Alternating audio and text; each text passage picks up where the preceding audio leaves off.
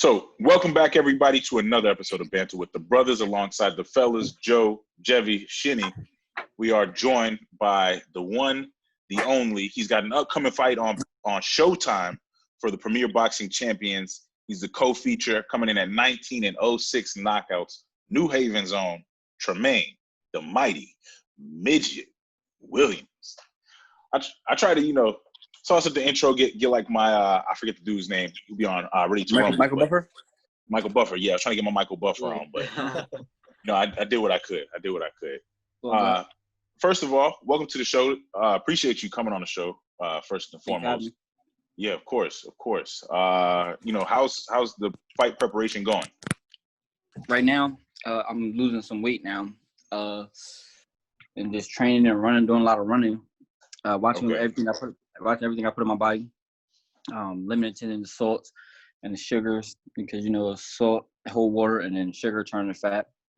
So, and then your body stores fat. So that's not the thing you want to do when you make your weight. You don't want your body storing anything. It's already holding on to everything because you don't know when it's going to get the next meal. So to alleviate all that, stop drinking. Well, not all sugar. You want good sugars. You want a little bit of sodium to hold a little bit of water. But that's the process right now. And then just start tuning things. It's thorough, man. It's thorough. I've seen you preparing for a fight before. Due to Corona, I couldn't obviously make it out there this time. But seeing your preparation is, for anybody who hasn't seen like that side of boxing, I don't know what to tell you. You just have to do it. You have a whole nother like level of respect and appreciation for the craft because, man, when I see you working that bag, like just the water bag, first of all, when you was doing he's hitting it and just going. And just going. Like that shit, I was like, bro, I'm over here getting tired just watching this shit. Like I don't know how y'all here doing it. And this was after you had sparred like 3 people. Yeah, and then I'm losing weight. It's crazy. It's a serious grind. First of all, since the last time we talked, I just want to go on record, obviously say congratulations, a father again. Thank you. How has fatherhood a second time changed any mindset or anything like that heading into this fight? It changed it a little bit more. It fine-tuned me a little bit more than the last one. And then on top of that, I got a son that looks up to me. So now I can't be doing no sucker shit and make no sucker moves. I gotta be here for him, and I gotta be the father, and I gotta be a role model. Because regardless of what, I don't care if it's Superman, Spider-Man, he gonna come to daddy. He gonna think daddy the greatest. You feel me? So I gotta maintain my freedom, and stay out of the way of people that might take me down, or cause something that I don't want to happen. How has that process been? Just making sure you got the right people around you, making sure you're making the right moves. First thing I had to do was get the yes man out of me, away from me. So they ain't gonna tell you what you need to hear. They gonna tell you what you want to hear, because they in love with the feeling, they in love with the money, they in love with the things that come with it, the girls. So they not gonna tell you, and then they may be scared to tell you. They might think that I'm gonna get rid of them, not knowing that I want people around me to challenge me, to talk to me, to agree to disagree sometimes. Definitely. That's definitely a gem to have when you see success in life at any level. People that's gonna keep it real with you, especially when you're the one that's doing whatever you're doing. You know what I'm saying? You need that person in your corner, or multiple people in your corner. Hell yeah. Level at it and keep you on the ground and be like, yo, nah, I don't agree with that. And the people that don't have it around, they don't have it for long. Even if they have it and they have those people around, they don't have it for long. Because those people they're opportunists to a degree. Their opportunity is to tell you, yes, you're great. Yeah, yes, man. And then once it's gone, they're gone. Yeah, that's a fact. That is a fact. Your friends should already know you're great. It's now you gotta, keep greatness going. Yeah. Hey, right. So since the last time we've talked, also, you've been out in Houston for a little bit. So how was the Texas life for a little bit? It slowed down. It's more laid back. I love it because that's how I am. I like to stay in the house, and then when you want to do something, you can always step out and do something. And then Jay Prince, he got a big ranch, so I can go out there and I can shoot hogs. Hogs is hunting season all year round because they cause a lot of damage. So we just go out there, shoot hogs, chill, eat fish from the lake, just get away from people, get away from everything, and just be isolated. So I love it, to be honest. And I got my own spot, I got a car, I got everything that I need. Everything good. That's dope. Has Jay Prince been like a mentor to you? Yeah, definitely. Especially when I moved down there when I was 19, we talked a lot. And I remember like times where, rest in peace, my grandmother. My grandmother called me and she'd call me with her like 4 times. I wouldn't answer. I'd probably be asleep because I was training 3 times a day. So she'd call me about 3 times, 4 times.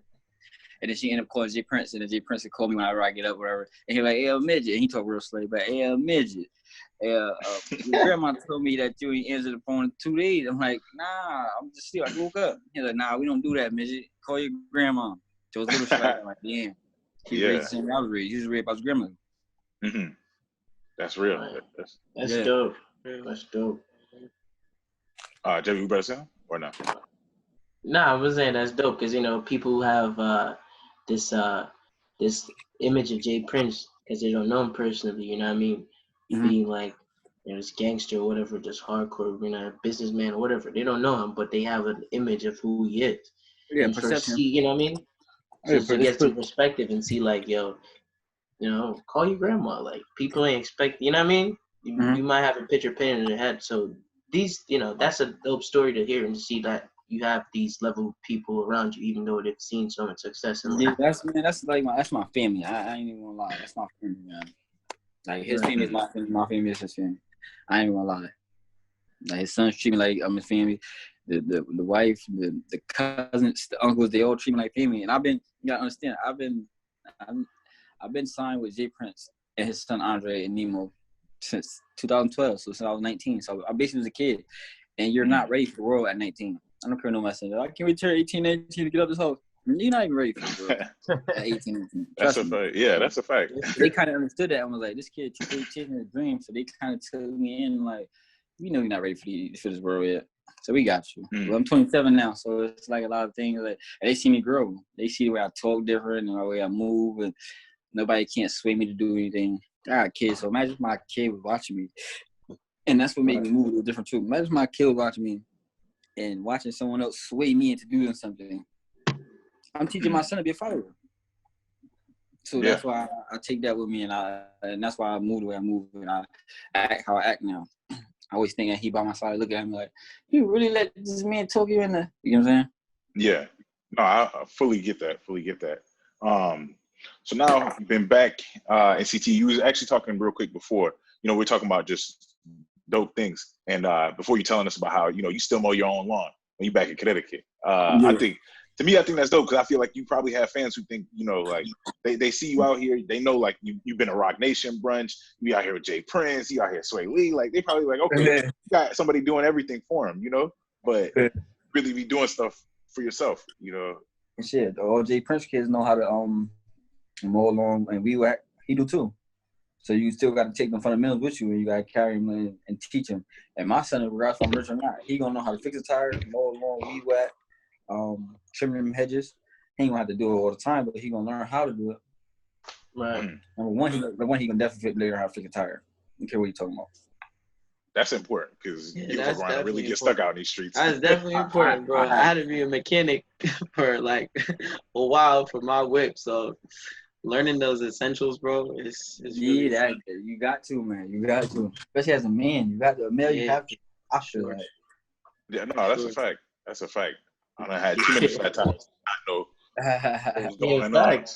We were in the same car together. Remember that day? Oh yeah. It should be happening. It really be happening on you, but we out on the highway. Where were we going that day? We were on Main Street by the mall. Tired of Main Street. Yeah, Main Street in Bridgeport by the Trumbull Mall. Jesus, bro, them potholes. In Main Street, God, bro. In Bridgeport. You would think they would fix them, and that's Main Street. Right? Nah, they just leave them there. I don't know. I guess it's like obstacle course, I guess. Before the highway. Like, yeah, That's how they did it. Yeah, y'all from Bridgeport or nah? Jevy is living in Bridgeport. Jevy live in Bridgeport. He moved to Bridgeport when he was 13. Oh, so that was just them seeing if y'all from Bridgeport or not. Everybody that get a pothole, get it on flat tire from the pothole, like, they not from Bridgeport. They got well, it was me, and I ain't from Bridgeport, so it was me. Yeah, That's right. Yeah. That's true. That's crazy. That's true. I mean, like I was just saying, I mean, I kind of previously just mentioned, you know, on this show, we don't always, we interview our guests, but we also talk to them about what's going on in the world and just chop it up. The whole purpose of the show was like, if you just seen us chilling and you just pulled up and we just chopping it up, like you chop it up in the shop, like, or, you know, you just seen us on the corner, you just pop it in and just chatting. So, definitely got to talk real quick about the Rock Nation brunch. I know, you know, that shit is just, it's crazy for us. For us, we ain't got the invite. What was Rihanna doing, man? What was Riri doing, bro? I need Jay to understand that I'm not upset that my invite got lost in the mail, but I'm looking for it for next year. Yeah, they sent it to the wrong. Stop playing, bro. They sent it to the wrong address, bro. I had my turtleneck ready, bro. It's crazy. Yeah, bro, we was ready for the flicks. You see you out there. Hey, that was my first suit too. Yeah. I was in that process going through like getting your first suit because I know Paul. It was hard because I had to go get it. I had to get the suit and then I had to. It wasn't tight enough, so I had to get it pulled up past my ankles. Then I had to get the arms tightened. And I had to get the back tightened up a little bit some more. Then I had to get a shirt. All this stuff comes separately. You got the shoes and the belt. And that shit was crazy, man. And then the shoes hurt my feet. It's like I'm walking barefoot. Oh my god. Yeah, now see our girls and taking their shoes. Mine, oh my god, my feet hurt so bad. You gotta get the loafers, man. Slip-ons. Yeah, I wasn't get the loafers, but I was in LA. In LA, everything is like 5 to 15 minutes away, but it takes 20 to 30 minutes to get everywhere. Thanks. I was getting aggravated, so I got too much traffic. I don't like it. I can't do it. And then I'm Ubering from here to here. And I'm like, man, I'm going to just get some high-end shoes from here and call it a day. Right. And I had to do mad stuff. And my hotel was far away from stuff. And then it's Grammy weekend, so the hotel, they spiked their price up too. So it's a lot of stuff going on. I'm like, I'm ready to go home. I'm about to do this brunch and go home. But I ended up staying there another day, and that's when Kobe died. Oh, dang, that's crazy. What was the energy like in the LA? energy? Yeah. Yo, that was the only day I was in LA, and it was fucking cloudy outside. I'm like, yo, this is crazy. Yeah. I thought it was a joke or some shit. You know how they be posting shit? I looked at it. I'm like, in fact, PG hit me. I'm like, hell, let me see. It was cloudy and shit. I'm like, yo, this not right. This can't be true. And you know, Kobe my favorite player too. Yeah. So I'm a Laker fan, so that shit really touched me. Same here, man. Same here. Yeah, I'm a diehard Laker fan though. Yeah. He is too. Diehard Kobe fan. That's probably the biggest Kobe fan I know, to be honest. Yeah, facts. That's a fact. I don't know why. I just something about him I always like. That's killer instinct, bro. Yeah. His mentality. Mamba mentality, bro. That's and he exceeded that shit too. Facts. He really made that shit like something that you really gotta like a Mamba mentality. He made that a mentality like a Mamba. That's crazy. When you're fighting, do you draw inspiration from people who weren't fighters? You know, like obviously like a Kobe. Somebody who has that mentality. Yeah, we're not friends at all. Like after the fight, I got respect for you because you always have respect for somebody that's willing to punch you in your face or punch you in your face. You will never understand how much respect you have for him, regardless of how much you dislike him. But it's kill or be killed. He gonna hit you. He's trying to knock you out. You potentially could get hurt and not be the same, potentially die. So you got to go in there with that killer instinct. You got to. And that's what I do. I don't want to shake your hand. I don't want to take coach hand. I'm coming in there and I'm trying to kill. Because that's a tactic too. It's a tactic of softening a guy up and then they beat him upside his head. I hear is that. your general mindset going into the – is that your mindset going into the ring and shit? Like just making sure that you make it out with your hand raised and shit? Yeah, I'll take an ugly win over a pretty loss any day. Gotcha. I'm writing this down. That's a bar for real for anybody in any sport. You know, like facts. That's a fact. Dub's the dub. The dub's a dub. Yeah. I had especially a couple 1-0 ugly matches, bro. Winning and taking dubs, bro. 2-1.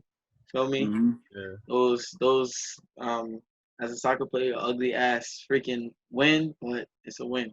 Grinding out for 90 minutes. Pretty lost. Yeah. Yeah. speaking of fights, so Schindler don't really be fighting. Nah. I don't But I say that I'm gonna lead with a but. Yeah, but He got into an altercation. We just gonna call it an altercation. We're not gonna call it a fight. yeah, altercation. I like that word. So he got into an altercation with a dude, and it kind of left him feeling like, I don't know, Shani, how you feel? Like you need some advice. Honestly, I could say that. Feel me? I feel good for that guy. Feel me? He didn't get the work. So, oh my God. like, you know what I mean? Just, I'm happy for him. Like, feel me? I'm happy for him. I'm happy for myself, too, because, we passed that. Feel me? We way past that. That's over now. But, yeah, adapt since, I swear. yeah. I saw the nigga, I was like, what's good? Feel me? Like, that's leave it all on the field. That's the mentality. Feel me? But don't fucking play with me. That's the shit. Yeah. Anyways, but nah, for the next dude, feel me? For the next lucky or unlucky motherfucker that wants to fuck with me, feel me? I'm here for the tips and everything, bro. I need some boxing. Talking crazy. I mean, like my stance, my movements, like, you know what I mean? So hit first, hit fast, and don't let him get too close. Cause anybody get knocked out. That's true. Yes. That's true. But speaking of fights, listen, if you could talk it out, talk it out. Oh no, I'm not confrontational, by the way. So I don't really like fighting, to be honest with you. All right, so I have there's a lot of fighters like that too. I've heard a lot. I don't like fighting. Like if somebody like we at a bar or some sort of club and people want to fight me, I get nervous as fuck.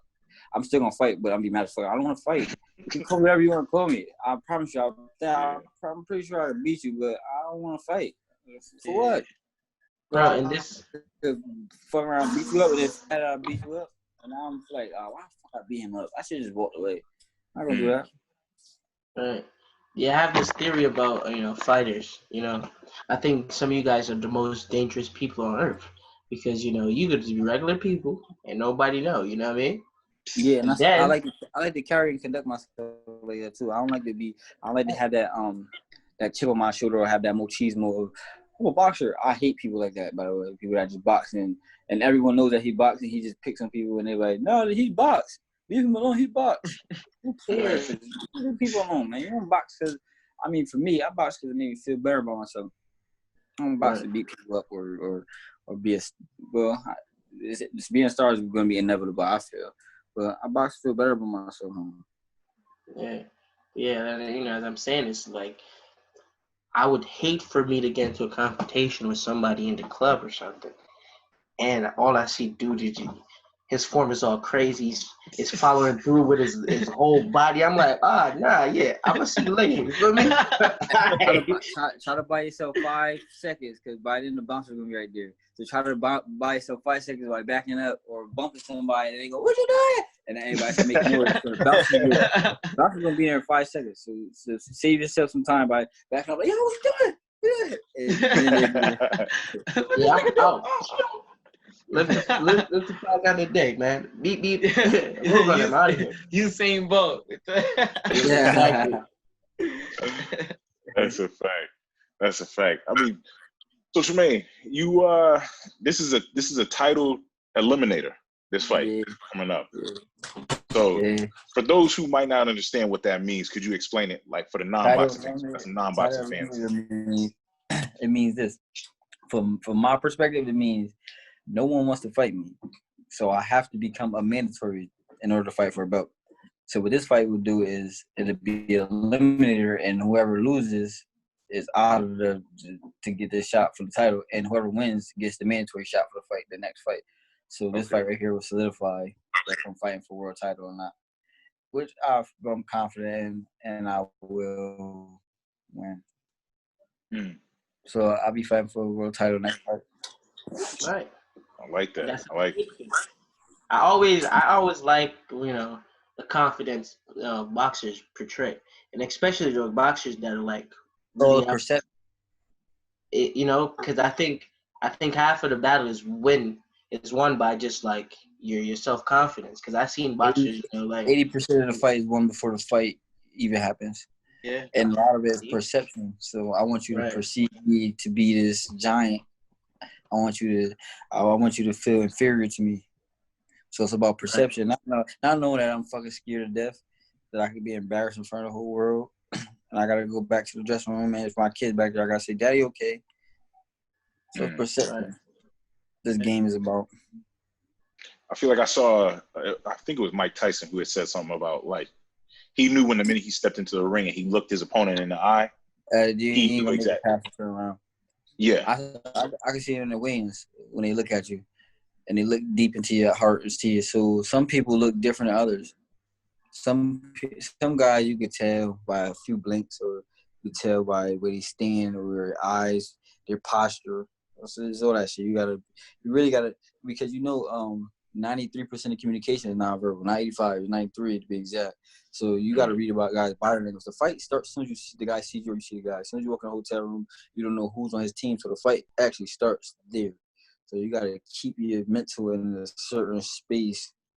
You gotta keep your not your mean face, because I don't like when guys do that. That shows signs of weakness to me.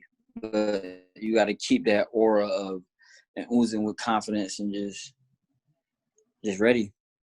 Mm-hmm. Is there anybody like in your career that you have seen when it comes to like handling the nonverbal stuff that like has motivated you or inspired you? Like, okay, I want to make sure I handle myself or carry myself in the way that this boxer does, like Ali or Tyson or. Yeah, the first person I ever watched boxing was Muhammad Ali. So I got a lot of things from Ali.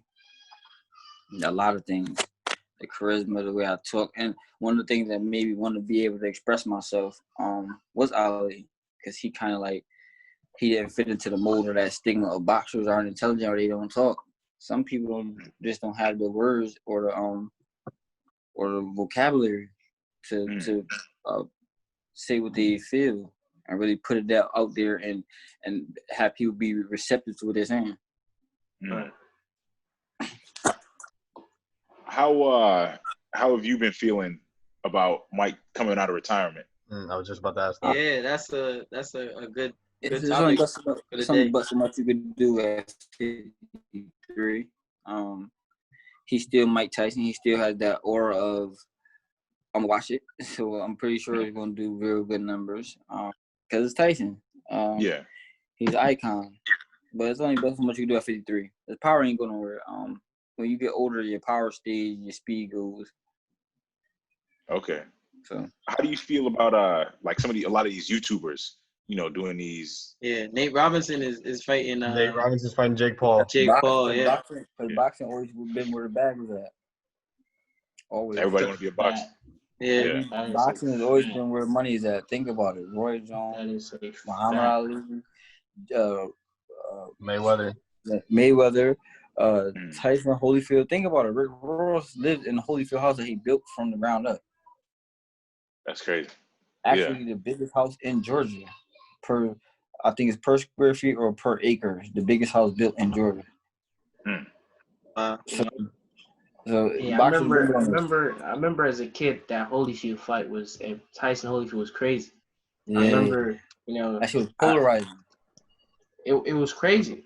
Like he did some shit that never, like he bit his ear twice. Like Tyson did some things in life that we would never forget to the day we die. Like these stories I'm gonna tell my grandkids. Like Mike Tyson, I'm gonna get Mike tatted on me.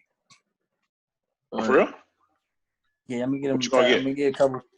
I'm gonna get Ali face tatted. I'm gonna get Martin King face tatted. I'm gonna get Tyson, and I think I might get Dennis Rodman. Okay. These all icons that like. Yeah, it's all icons that I learned stuff from, like, and Cause think about it. Think about what Dennis Rodman did. Those guys are all mentally very strong. Yeah, and think about what he did before social media. Think about what Tyson did. Think about what Ali did. Think about what Martin Luther King did. So they all did things in their own aspect of why I'm putting them on my body. Okay, I see that. Respect. Let's talk some music because on this podcast we definitely talk a lot of music. Who are some artists right now you listening to? Some artists you might want to that most people don't know. You might want to put them on to. I've been listening to this kid, Chef G. Chef G. Okay. Chef G, SEFF. Sleepy Hollow. I guess they cool with each other, so they be doing a lot of tracks together. I rock with Roddy Ricch. I always fuck with Nipsey. I've been fucking with Nipsey since 2012. Meek. I'm a big R&B guy too, old school. I read with my grandma, so I do a lot of old school music and stuff like that, especially when I run. Okay. We got two very big R&B fans, Jevy and Shinny. Yeah, they can talk R&B. Shinny sing R&B actually. A little gospel as well. Where? Yeah, bro. Or my boy, he a gospel rapper. Oh, that's dope. Oh, really? What's his name? Tramaine Barr. Tramaine Barr? His rap name is Transparent. Transparent? Okay. That's dope. I'll have to maybe get a collab going. Facts. Yeah, definitely. New projects. He used to box with me too. His name's Oh, for real? Okay. That's dope. Hey, there you go. Shinny, more people to give you some tips. That's it. I'll be out here giving out smoke. We all be giving the gospel and giving smoke. That's it. Giving out the gospel both ways. That's it, bro. The word of God. By next month, God told me hit you with this way. Bro, but like I always said this, like I always wanted to get like cause there's like the regular gym and then there's like the boxing gym.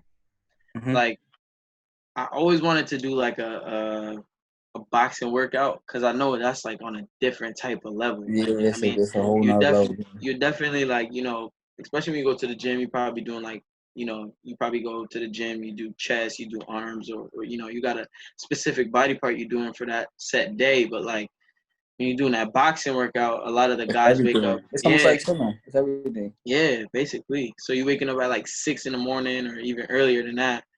Well, me, I run at night, so I wake up around 9, 10ish, and then I go to the strength coach, I rest, eat, then boxing, rest, eat, then running. Like I just came back from sparring, I probably go running about 9:30, 10. Wow. So I was eating food on the side when we were talking. I was eating to get some carbs back in me, some protein, some energy, and then I'm gonna get some more water, and some probably like not a Gatorade, probably I don't know, probably coconut water or something, and then hit the road again, then come back and wrap it up. That's definitely the one. Yeah. Shit, it depends how my body feel. I just react with my body. I don't listen to other boxers. I don't listen to other people. My body gonna tell me exactly what the fuck is going on. Yeah, that's a fact. Nobody know you better than you. Yeah, exactly. So that's dope. Trying to think about just the overall fight preparation. You excited to be fighting in CT again? You said am I proud? Yeah, proud, excited. How you feeling? Yeah, if I was fighting if it was people that was able to come, hell yeah. But even though it's gonna be on Showtime, it's still lit. But like, damn, like people really love me. Like I get the backdrop of like people that say, "Man, F Chad, nah, I don't mess with Chad." They love me for some reason. They love me. I don't know. Is boxing with no fans gonna be like? Does it hurt, but does it change your mentality when you're gonna? Or do you think it's gonna change when you go in the ring, or is it just you focusing on the fight? It's almost like sparring. Like when it's just you and the coach, another boxer, and I just sparring. Yeah, no. So, I mean, everything to me is like another sparring session. It's like another day in the gym. Yeah. Right. I don't take nothing. I don't bring it too high or get too low. I just stay even kill. But that's how you got to be in boxing anyway. You can't overthink. You can't not think. You got to find that perfect balance between like not overthinking and not thinking. Yeah. No, you don't overthink, but it's kind of weird. Boxing is like you go against human nature. Shit weird. Yeah. No, because I'm not a big boxing fan. I know some things here and there. Like I'm half Filipino, so like Pacquiao is my favorite boxer of all time. Like I love that man, and so like I watch all of his fights, and the atmosphere when it comes to like Las Vegas, especially because that's where you're fighting. Like it's just electric, and it's I find it so fascinating for fighters not to be like all caught up in that and stuff. Yeah. So it's But some people do get blinded by the lights. yeah. Some people do get stage fright, and that could be a big difference. And you say you gotta play soccer, right? Yeah. So I'm pretty sure y'all all know somebody that was a killer in practice. As soon as it came to the game, you're like, bro, what the? Yeah. Yeah. So we call them gym. So I call them gym fighters. So maybe some people might perform better with no audience, just like they do in the gym, rather than an audience. So maybe we'll see who the person. Because me, in particular, I like to perform in front of people. It just something about it, it just do something to me. Mm-hmm. Yeah, I like that too. You feel me? Like when I was growing up in Jamaica playing soccer, but the crowd is so much a part of the game, right? Mm-hmm. But like you're still focused on what you're doing. You know what I mean? Mm-hmm. You might do a move and leave someone on the side, and that it makes you feel good, and then everybody just like, oh, you know what I mean? Yeah. I like the responsibility and feel like, oh, I gotta go to work. Like, you know what I'm saying? Like, so I think it's so there's people like you that's just like this is like I'm gonna go in there and eat. Like I don't care what's going on. You feel me? There's people like, all right, let's go. As soon as sizing up or whatever. Fight start, it's like level. Yeah. There's some people that just don't even thinking about the fight. They're thinking about something else, even though they gotta be focused all the Even though time. so much about to come for your head, like. Yeah. But nah, I would say I like the crowd. Like I feel like you said, that sense of responsibility. Like they out here watching you. Like you know what I mean? Like the crowd get you back into it. Yeah. Yeah. You get that second win, right?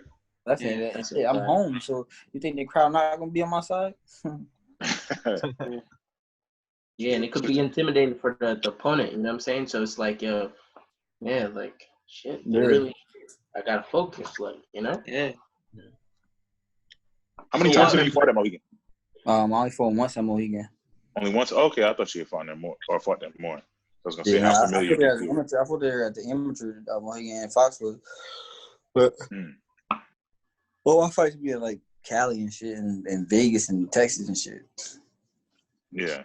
I really don't fight locally because Connecticut got the highest percentage on taxes for as far as the promoter throwing a show here. Our tax is 15% if you throw a show to the promoters. So a lot of guys wasn't throwing shows here. Now they're throwing shows here. But then again, Kentucky is not considered Connecticut when it comes to tax. Where is it considered? So they probably, What's it considered? Its own place. Okay. Is it because it's owned by Native Americans? Oh yeah, that's right. It's on a reservation. Foxwood in Mohegan, so they got their own tax system there. Okay, so that's why they be throwing them there instead of like say Webster Bank. Yeah. Okay. Got you. Yeah. That's why it's not a lot of shows in America. That makes a lot more sense because I always wonder, like, it's a lot of fighters out here. Yeah, true. Why don't they? And Webster Bank is a nice arena. I always wonder, like, why is it never Webster Bank? I know, what was it? Bellator. And they said it costs like $40,000 to rent it out. I'm like, why nobody ain't been doing this shit? Because they gonna take 15% from your ass. That's why. That's crazy. That's crazy. They crazy with the taxes, bro. Yeah, that's BS. Think these rich folks wasn't gonna get their money? Yeah, we ain't the richest state for no reason. Yeah, that's a fact. That's a fact. We talked about like physical preparation, like you going ahead and running and everything like that. What's like the mental preparation? Like, what do you think is like one thing that maybe you do, and then maybe like some other boxers that have told you like this is what they do mentally? I think I learned a lot of stuff on my own, but for me, getting ready for a fight, I get ready to die. Basically, like preparing to die or getting ready to, because that actually can happen. there's so many guys that got hit and never came back. So you got to understand, you got to prepare yourself to get ready to die. And you got to be willing to take it to somewhere that he's not willing to. That's the mindset. That's the mindset I have. I don't know about other fighters, but Yeah. I ain't coming to get paid. I'm coming to win or die. So what's up? Yeah, that's crazy. Yeah, no. Crazy. But that's that mentality though. That's, you know, that's something where like a lot of people can't really, I would say, like Relate. tap into. No. Yeah. I know. I can see it. I see it in the eyes. He ain't willing to go where I'm willing to go. Not willing to die for this shit. You want to go home with that loss and be like, I did a good job, did my best. Nah, the best people that did my best, they end up second or they losing. That's why you number 5 in the world. Talk that talk. Yeah, bro. After 3 layoffs. That's real. That's a grind right there. Yeah. Who are the 5 boxers right now that are your favorite boxers outside of yourself? That box right now? Yeah, that box right now. I got a I feeling I know one. Shakur Stevenson. Yes, that man is ridiculous. That's little bro. Yeah, I was in Vegas and I was in the front seat fighting on the war car. He from Jersey, I know that, right? Yep. Yeah. So growing up, he was in my region. So he was a young boy when I was doing my thing in amateur. He turned around. Okay. He's like, man, turn it down. Turn it down. He was like, man, you know I look up to you. I'm like, man, you little bro. I ain't say it like that, but I'm like, word. Yeah, I know. Trust me, I can tell how you still look at me. Plus back then I was crazy. I used to be wilding for my team for Region 1. I used to be going crazy. Stevenson a bad man. He's crazy. Yeah, but y'all get to chop it up at all ever? Yeah, I always talk to him before every fight. I always talk to him before every fight. I tell him I'm nothing short of spectacular. That's real. That's real. So who are the other 5 boxers? I just say Terrence Crawford, and I don't really watch too many guys. I can't. Okay. Because I be seeing like little stuff they not willing to take you to certain places, and I don't want to watch that shit. What about like Clarissa Shields? You fan of her? She alright. Yeah, she go down as the best amateur boxer, female amateur boxer in the world, whatever. But I don't know. I really haven't watched too much of girl boxing. I like the girl that boxed with top rank. She just fought 2 weeks ago. Forgot her name. Okay. Michaela, yeah, she's very good. Other than that, I don't really watch much girl boxing. And I just say Terrence Crawford and Shakur. I don't really watch too many guys. Fair enough. Hey, you busy. You're a busy man out here, so yeah, I get it. I was gonna say that. I was like, you know, are you able to keep up with other boxers as far as like having a relationship with a person other than like a friendship? You know what I mean? If you're in the same like division or same weight class. Nope, I don't talk to nobody. Boxers are weird. And then I remember I was 18 and I was in the computer room and these kids came in and I started talking to one kid and he was like, this Mexican kid, what's his name? Sandoval. He said, yo, Mitch, you know what's crazy? Everybody in the Nationals thought you was a mute. I'm like, what you mean? He's like, we thought you was deaf. Because you don't be talking to it, yeah. No, I'm coming and nothing else matter but attach your hand. Once we get here, I'm going straight to my room. I don't want to be seen. I don't want to talk to nobody. I don't want to pick up with the guys that's walking around with the bronze medals on their neck and playing around after they lost. Cause I still got to fight in the finals next. I ain't clicking at one of them because their energy going to rub off me. I'm going to start being a bronze medal guy and start running around the tournament with a bronze medal on, happy about it. You lost. You didn't win a bronze medal? How did you win if you lost? Y'all are happy out here on a vacation because y'all not in school, so y'all here and y'all seen who won. No. If I lose first night, my coach and me are leaving. You think I want to leave and go back to school? No. I'm going to be in New Haven in a whole nother state. I'm about to win this shit. They said they thought I was mute until like a year ago. And at the time I was like 18. That's crazy. So much I ain't talking about. Boxing was weird. That's funny. When I was doing research before I interviewed you the first time, they like people say, oh, you don't like doing media. You don't like doing media. I was like, yeah, that might be true for y'all, but I know my intentions. So I always felt like if you approach it the right way, it's a whole nother story. Because you understand, I've been in the newspaper since I was 9, literally. And I say probably about, I would say 50 articles, easy. Out of those 50 articles, probably about 42 people asked me, how did I start boxing? That's the same question I've been answering since I was 9. Right, you get tired of that shit. Ask me a different question. Yeah. I feel like, or I was saying like a lot of people in media don't necessarily do their homework, like really do their homework. If you watch, like when I was like doing my homework before I interviewed you the first time, I was watching and I'm like, yo, like you said, it really is the same interview, just it's done by this station or that station or this paper. I'm like, why I gotta keep saying this, man? This is Did you do your homework for this interview? Because obviously, my first article, probably my third or fourth article, like it tells you like how I started boxing, what age I started boxing, the story behind certain things. But out of the ordinary questions, like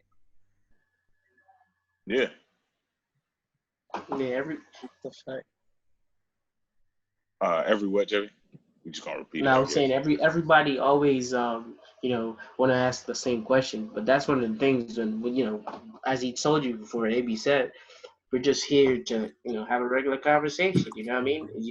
Obviously, when you're boxing, we're going to talk about the fight and whatnot, but we sit down, we have discussions about other stuff, because it don't matter who you are as a person. If you go to 1 million interviews in a day, and everybody's gonna ask the same question, your answer is gonna be less and less enthusiastic, or like what I mean? By the time you get to the last one, you're like, yeah, this person definitely not hiring me, because I was just like, I 50 motherfuckers done interviewed me today.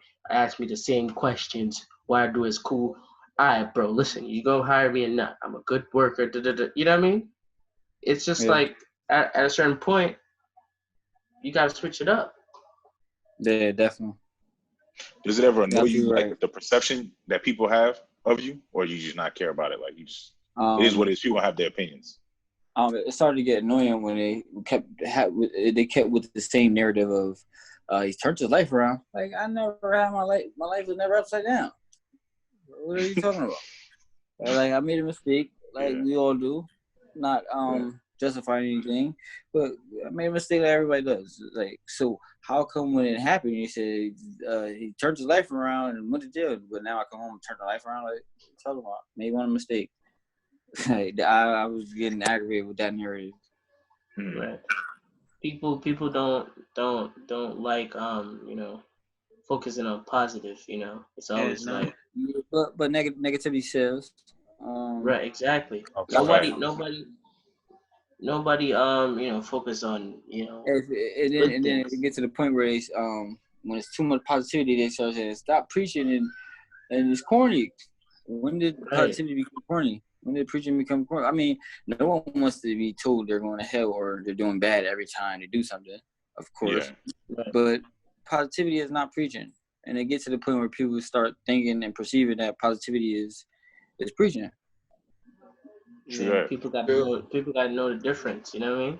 Some people got so much negative energy around them they can't see it.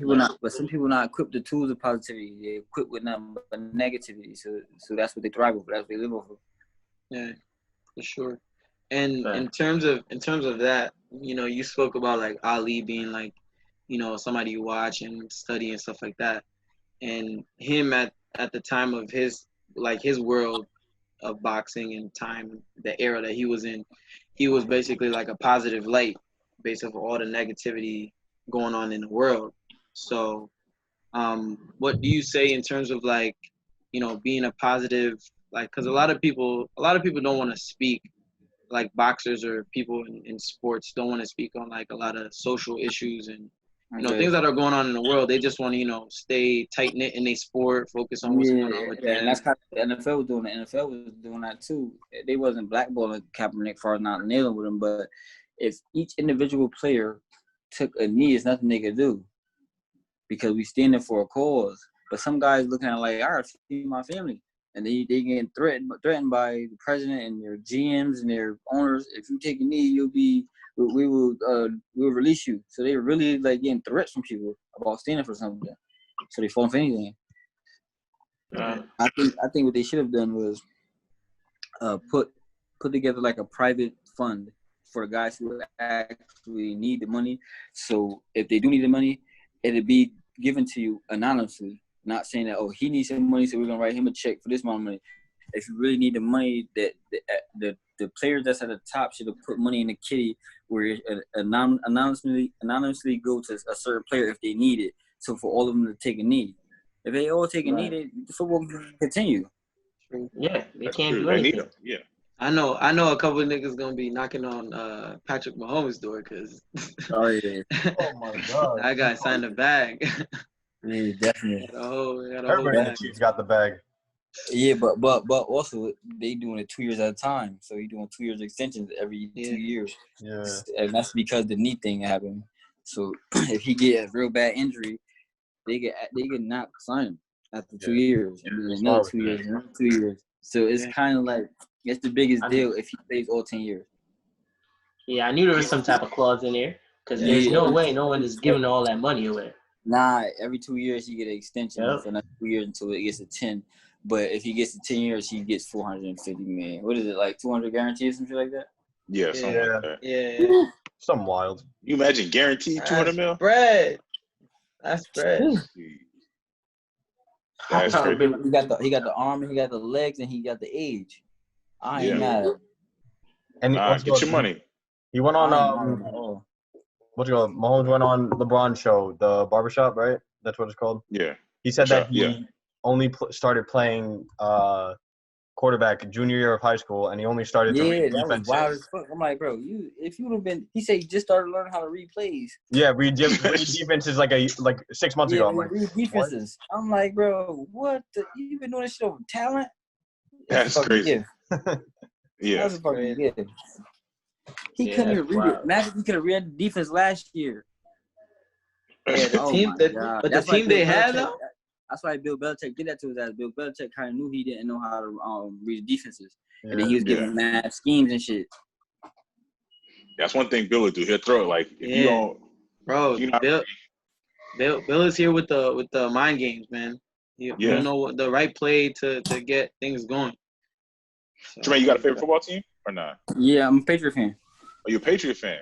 Yeah, that's the only team we really got, and I don't really like the Giants or Jets. Okay. Yeah, hey, I'm a Bucks fan, so I'm sorry we had to take Brady from you and Grunt, but shit. I go where Brady go. To be honest with you. Hey, welcome to Tampa. This showed me how much of a Brady fan I was. To be honest, Patriots still my team, but I like Brady. I really do. I got Cam. Y'all got the. how do you feel about Cam? Yeah, definitely. Who me? Yeah, how do you feel about Cam? Man, I think Cam gonna do his thing. I think Cam finally got a chance to rest. He been the number one player on this team since he been a cuckoo. So imagine how many hits he been getting, and he really takes off and really try to truck linebackers this year. Cam Newton is 6'6", 2 and some change. He really is a big man. Yeah. So think about running the fuck over. Yeah, but think about how the effort to take the tackle him. You know, 3 people to take him down. That's why his foot, his ankle, his leg was messed up. Yeah. The O-line that he had at the Panthers too, like he was just constantly getting, like you said, like he was just constantly getting hit, even if he wasn't running. So like a lot of wear and tear. He's got rest, and the contract that the Patriots gave him is just highway robbery. And Patriots they don't pay nobody, so that's nothing. That's nothing. That's why go to Patriots, you go there to win. Everybody get their name up, and they sign for a nice piece somewhere else. Yeah. They learn how to win. They sometimes they do get a ring, and now they become a veteran with experience and been to the Super Bowl. So now they can take that and get paid for that. So that's the Patriot way. Pay him low, or you get another person to do a job. I never respected that, but it's like shit. Hey, it's working. Yeah. They got 6 rings.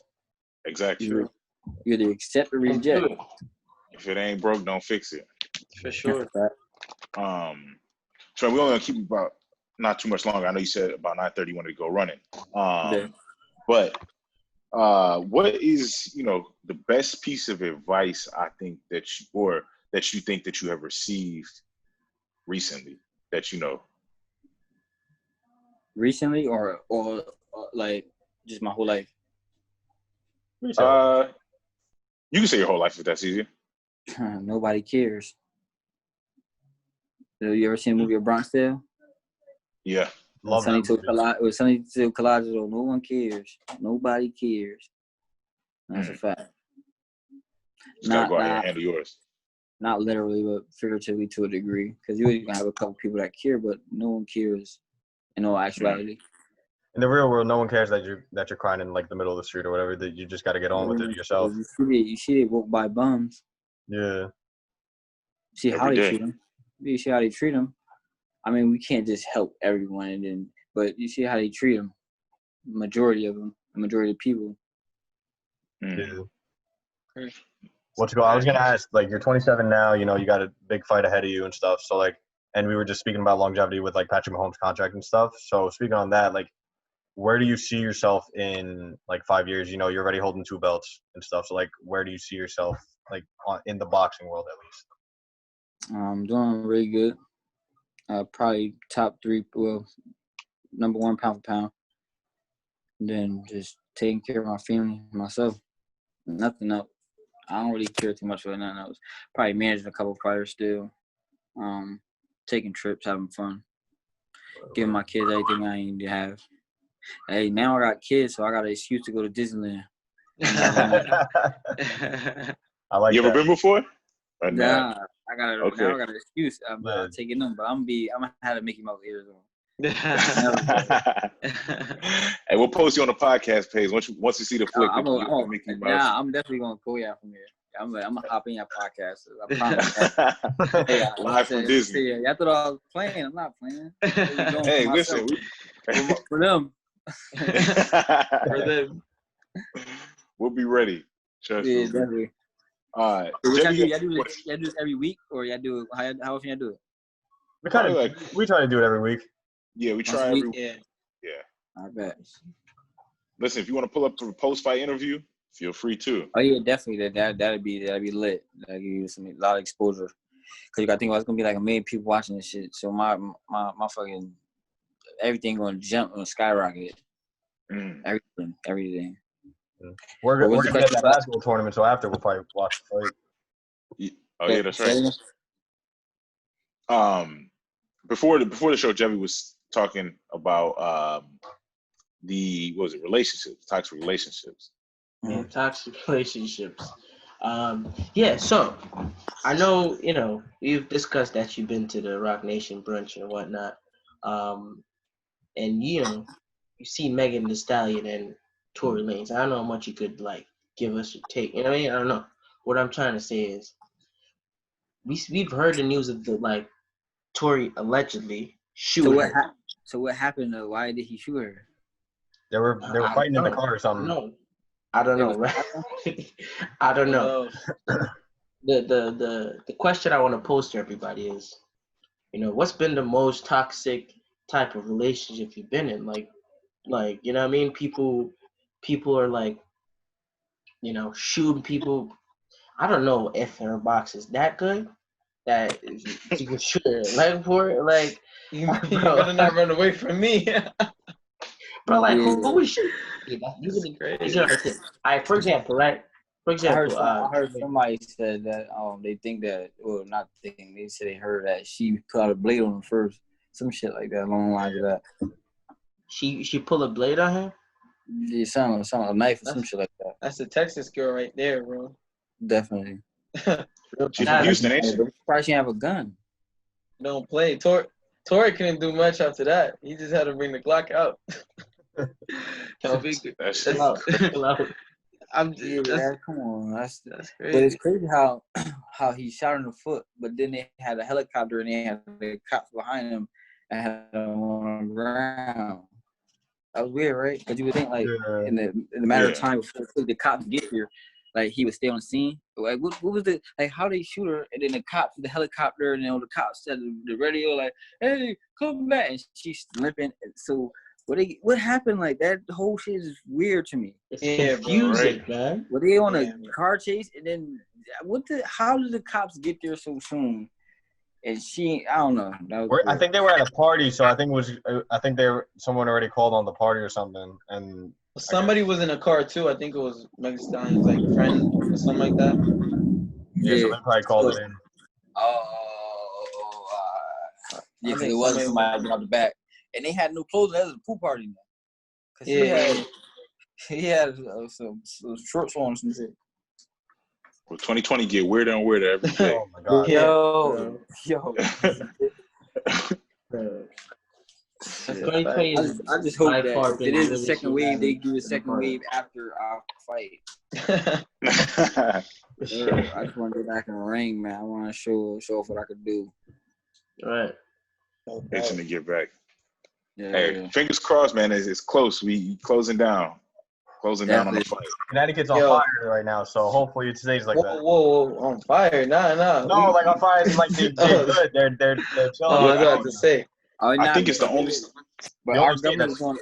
Yeah, us in New York, Como doing a great job in New York. So and Rhode Island, I think. Yeah. Rhode Island, Connecticut, and New York is doing great because our governors are talking to each other. All the other states, they're doing their own thing with their state. They're opening up to someone. They're doing this, they're doing that. They're not responding to, and they're not watching what happened or who's doing the best job. They just doing what they want to do. Yeah. That's Florida needs some mentoring, bro. California and Texas do too. Florida, California, Texas too. Yes. Yeah. Texas had 10,000 cases a day in the last 4 I weeks. saw the map the other day of the country of like. Crazy. We lost him. Yeah. Yeah. But Jebby, what was you saying? You froze for a second. Nah, I was just saying it was freezing. Somebody was talking and it froze. Wait, Jebby. Yeah. You hear us? What were you saying? Yeah. You froze. No, I was saying, I saw the map of the country the other day, and they were saying Connecticut had closest to containing the virus. We ain't Let's the hope richest they state for nothing. Right. These people taking it serious. I would say I pay them taxes to take it serious. Sure. They better have this shit together, or this goddamn taxes we paying. That's a fact. Texas, Florida, Delaware, they don't got no property tax. You got property tax on cars, houses. I own this shit. Why the fuck I got paying you for my shit? Shit that don't make no sense to me in Connecticut is y'all. Tax. Yeah, the shit don't make sense to me in Connecticut is the taxes is so high, and the roads be so damn bad. Yo, did y'all pay attention that when they put the bags at 10 cents, they start fixing the highways? Nah, wait, when? I didn't notice that. I noticed. I'm from Jersey, and I noticed that. Yo, the bag went up to 10 cents, and then they start fixing the highways and fixing the roads. I'm like, yo, I live in West Haven, so when I get off exit 43, they start redoing it, but that's when the bag is 10 cents. I'm like, yo, what the fuck? I'm like, you better not be using our 10 cents to fix the roads. They've been had it. They just wanted something else to save some money. Just some more money. If the United States was a girl, it'd be a gold digger. That's a fact. I promise. Never lie. And she would be wild as fuck. Yep. Crazy. They said that the United States is the whore of the world. Yeah. That's what they said. The worst kind. Yes. She ain't even getting no money. The whole world. He's still in debt to China. She ain't even getting no money. I read this other day. Who was it? Somebody else. I think I saw somewhere. They said the entire world is in debt, like some trillion. Yeah, 217 billion or no trillion dollars that the world is in debt. But who the fuck do we owe? What? Motherfuckers was like Thanos, like Yeah. do we owe Thanos? Like I swear, everybody in this world is so stupid, man. Oh man, that's funny. That's real shit though, like. Nah, bro, it's crazy. Like all the money that's being made too. You know what I mean? Like, it's just wild to think. So Yeah. Right. And trillion. the moral of the story is, man, live today, die tomorrow. All that shit, it is what it is. I mean, Yeah, you can't take it with you, but as long as you leave something with them, which is your kids or your family. My daddy ain't leave me nothing, so I think I'm ahead of the 8 ball on that one. I could leave him something. Yeah. That's the breaking generational wealth. That's what you're trying to build. Yeah. Just breaking the cycle, breaking first, and adding to generational worth, and that's where it starts with me. What Ho say? My daddy ain't leave me nothing, so that started. I forgot what he said, but he said something like along the lines of like it start with me, generational wealth.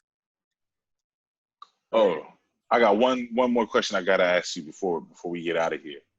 Because this was a debate at the time. Since you were at the Rock Nation brunch and you was talking about suits, Jay's suit, is it purple or is it mauve? It's mauve. That's not purple. It ain't pink either. Anyway, and you remember the song with Jay Electronica, Shiny Shoe Theory? Never heard of the song Shiny Shoe Theory? I'm gonna go listen to it after this interview. And it's really a shiny suit that he had. It was really shiny because they say shiny suits cost more than regular suits, and it was really shiny. It was really it was popping. And we're gonna be looking out for you next year in the mauve, shining at the brunch. Oh yeah, definitely. Or I might just do a mauve bow tie. Okay. So I get on it.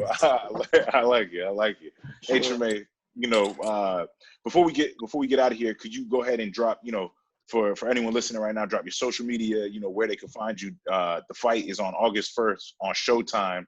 You are the co-feature, but go ahead, drop your social media handles. You can find me on Instagram at Tramaine TRAMAINE _midget. Twitter, you can find me at Tramaine_Will. Facebook, Tramaine Williams. I'm in control of all of my social media, so if you want to reach out to me, you congratulate me, just talk to me, ask me anything. I'm here. If I get you, I get you. If I can't, I'm sorry. But just hit me twice because sometimes I might forget to hit you back, and I won't hit you back. And make sure you tune in August 1st. I'm gonna put on a great show. This is what I've been waiting for a long time. Itching to get back in the ring. Hey, we wish you all the best of luck. I got shirts tomorrow. Going on sale. They're gonna be summer colors. The Mighty Midget shirts. So if anybody wants some, just hit me up. Okay. Where could they find them online if they want to look? Just hit you up directly. Page. Just hit me up directly, and I'll send it to where they're at. All right, definitely. Go get you a shirt, Mighty Midget. August 1st, Mohegan's son. It's the title eliminator. He coming for it all. Number 5, PVC on Showtime. That's it. August 1st. Yeah, I like how that sound, man. You like title eliminator. I like how that sound. Hey, we're gonna be supporting. We're gonna be watching. We appreciate you as always. Anytime you want to pull up on the show, feel free. It's all love on this end. We definitely want to get you back in here at some point. I'm definitely coming back. All right, appreciate you, brother. Appreciate you. Definitely. Appreciate it, bro. Right, Good luck. Nice meeting you, boss. Nice meeting you, bro. Good luck.